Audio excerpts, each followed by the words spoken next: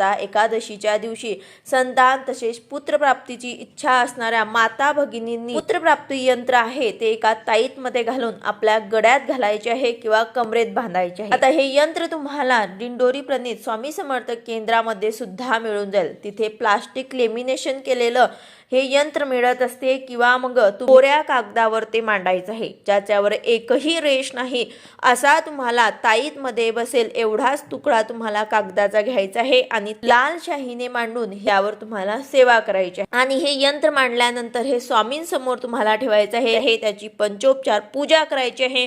अष्टगंध, हळदी कुंकू, अक्षता व्हायच्या आहे, साखर, खडी साखरेचा नैवेद्य दाखवायचा आहे।